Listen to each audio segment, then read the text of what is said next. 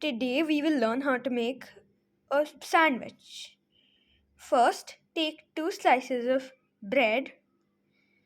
Now we put cheese on the on one side of the bread.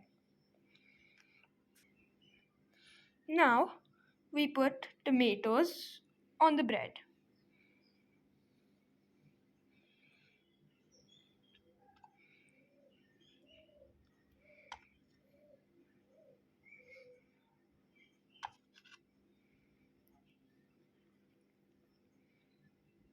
Like this. Now we put another cheese slice. Like this on top of the tomatoes.